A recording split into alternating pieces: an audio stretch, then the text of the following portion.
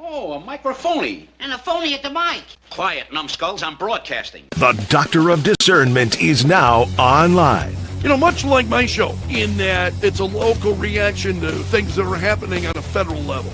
Dispensing a daily dose of common sense. No prescription required. Wow, do I have a boatload of stuff for you, from the crazy to the absurd. Let's start getting into it because, I mean, it is bizarro world out there. And I say, if it's obvious to me, should be obvious to everyone. Oh, wow. Who could have seen this coming? This is the Fourth Hour with Greg Belfrage. Hold on to your butts. Hey, good morning and welcome to the Fourth Hour, broadcasting from my basement bunker beneath Kello Radio. It's great to have all of you along. You know, I have heard Clay Travis talking about J.K. Rowling and Emma Watson and the post on social media that J.K. Rowling put out and comments by Emma Watson.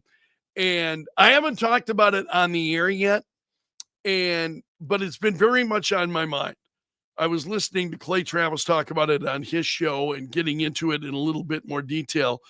And if you have not seen it, I want to share the post from J.K. Rowling. This is on Twitter. And she said, I'm seeing quite a bit of comment about this, so I want to make a couple of points. I'm not owed eternal agreement from any actor who once played a character I created. The idea is as ludicrous as me checking with the boss, that I had when I was 21 for what opinions I should hold these days. Emma Watson and her co-stars have every right to embrace gender identity ideology. Such beliefs are legally protected, and I wouldn't want to see any of them threatened with loss of work or violence or death because of them. You can't say the same for a lot of people when it comes to J.K. Rowling. Pretty crazy. But she goes, however, Emma and Dan in particular have both made it clear over the last few years that they think our former professional association gives them a particular right, nay, obligation, to critique me and my views in public. Years after they finished acting in Potter, they continued to assume the role of de facto spokespeople for the world I created. When you've known people since they were 10 years old, it's hard to shake off a certain protectiveness. Until quite recently, I hadn't managed to throw off the memory of children who needed to be gently coaxed through their dialogue in a big, scary film studio. For the past few years, I've repeatedly declined invitations from journalists to comment on Emma specifically, most notably on the witch trials of J.K. Rowling. Ironically, I told the producers that I didn't want her to be hounded as the result of anything I said. She says the television presenter in the attached clip highlights Emma's all witches speech, and in truth, that was a turning point for me. But it had a postscript that hurt far more than the speech itself. Emma asked someone to pass on a handwritten note from her to me, which contained the single sentence, "I'm sorry for what you're going through." And she said, this was back when the death, rape, and torture threats against me were at their peak, a time when my personal security measures had to be tightened considerably. I was constantly worried for my family's safety. And she goes on to talk about this. Emma had just publicly poured more fire on the flame, or more gasoline on the flames, rather, yet thought a one-line expression of concern from her would reassure me of her fundamental sympathy and kindness. Like other people who've never experienced adult life uncushioned by wealth and fame. And this is a good point. Emma Watson has had wealth, fame since she was young. That's the world that she has lived in for most of her life. That's the only world she knows. Not the world that you and I, certainly J.K. Rowling, has lived in. So she says Emma has so little experience of real life that she's ignorant of how ignorant she is. She'll never need a homeless shelter. She's never going to be placed on a mixed sex public hospital ward. I'd be astounded if she'd been in a high street changing room since childhood. And she goes on to make some pretty salient points, I think. And J.K. Rowling says, I wasn't a multimillionaire at 14. I lived in poverty while writing the book that made Emma famous. I therefore understand from my own life experience what the trashing of women's rights in which Emma has so enthusiastically participated means to women and girls without her privileges. The greatest irony here is that had Emma not decided in her most recent interview to declare that she loves and treasures me, a change of tact I suspect she's adopted because she's noticed full-throated condemnation of me is no longer quite as fashionable as it was. I might never have been this honest. Adults can't expect to cozy up to an activist movement that regularly calls for a friend's assassination, then assert their right to the former friend's love as though the friend was in fact their mother. Emma is rightly free to disagree with me and indeed to discuss her feelings about me in public, but I have the same right. I finally decided to exercise it. So she has kept her mouth shut over quite a period of time. There have been a number of stories regarding this, and Emma Watson and her comments about J.K. Rowling. And J.K. Rowling now over in the UK, freedom of speech is a different matter than it is here in the United States, at least for now. J.K. Rowling has fought numerous battles.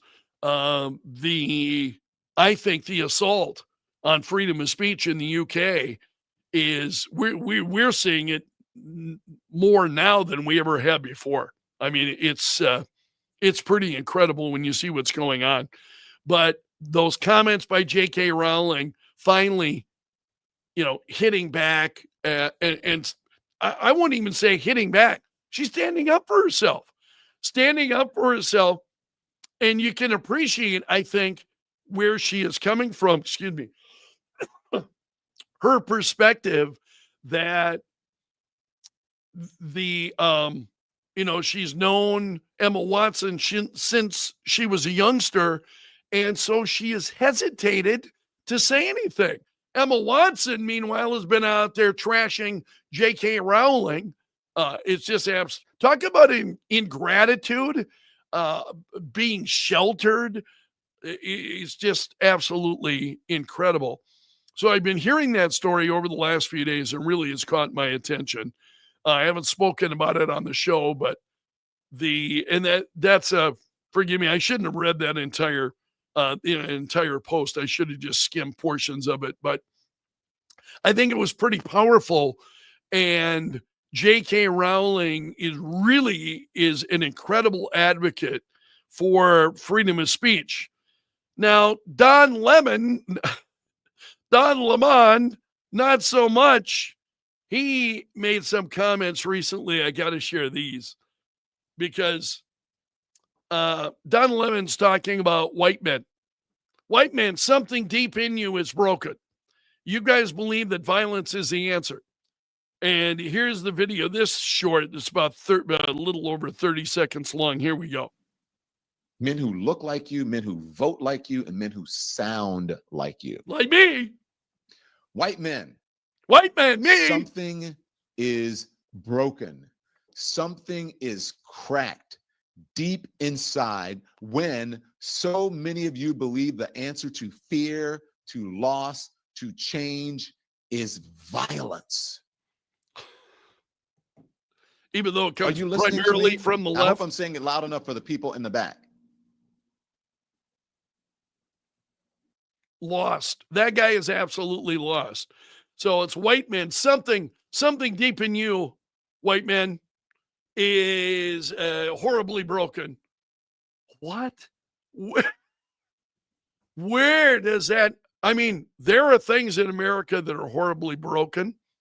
You notice how he is making it an issue of color of skin, not generally speaking a political ideology, because what we see, it's coming from white people, who are generally not in every case, as we saw happen with this the most recent story that has been in the news. I don't have it right in front of me. But he was a MAGA guy who had carried out the hatred of the Mormons. But what we have seen, generally speaking, when we see this stuff, it's coming from the left. This has nothing to do with the color of the skin. It has to do with your ideology and where you're at, so on. So, I mean, Don Lemon, his perspective just blows me away. I caught that. And I'm like, what? That story actually has been trending. It was trending this morning, I think, and I didn't get to it in time. I got a certain amount of time to be able to share stories, and I look up and I'm out of time. So it was at the end of the segment, and I didn't share it. So I wanted to share it here because those comments, it's just really kind of take you aback. Okay, I want to look through your comments and see what you've got to say. Steve is saying, I know Don thinks people are watching his podcast. Well, I'm not one to throw stones. I don't have a great amount of viewers here. Sean was saying, yeah, actually, we were talking about J.K. Rowling. You did need to read the whole thing. Because your reading expressed your concern for the challenges facing Miss Rowling. Yeah, I think especially when you look what's the hatred, I think that Emma Watson and the vitriol that is coming from these. I mean, these people have lived in the world that she created, and you want to talk about ingratitude. It's just absolutely crazy. Brian is saying, how he has love of Harry Potter. Sucks when an actor's silly opinion ruins a character for you. Same with Mark Hamill in Star Wars. Yeah, I think that's happened for me with a number of people. They become so outspoken and poison the roles that I have loved that I no longer enjoy them. And I think I really have a lot of respect for actors for whom I don't know their political opinions. Because there are a small number of actors where if you were to say so-and-so, I don't know where they stand. I haven't heard them comment publicly. There are others like Harrison Ford. The more Harrison Ford says, Mark Hamill is way out in the, on the deep end. Why they do that to themselves? I mean, they've got the right to. That's their point of view. They're entitled to it. I totally understand that. But I really have respect for those actors who really keep their opinions to themselves and their friends and family versus, thinking that everybody in America or everybody in the globe cares what their position is on this or that or the other thing. I'm like you. I feel very much the same kind of way.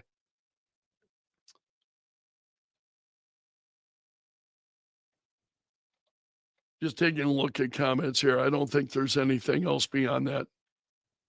So I appreciate it. I'm going to leave it there for today. I've got some other things to take care of. So you have made it to the end of the video. First of all, I want to say thank you. I know we're not in large numbers here, but those of you who make this a part of your day, I appreciate you so much. I really want to thank you for being, whether it's the radio show, here on the podcast each day. It just, the fourth hour really, really means a lot to me. So thank you so much to all of you for being here. If you'd hit that like button, subscribe, I would appreciate you even more. So we'll leave it there. You have made it to the end of the video. You are part of my gallery of champions. Special salute to the Bunker Brigade. Those are the folks whose comments I was sharing. Until tomorrow, my friend, I'm underground and gone.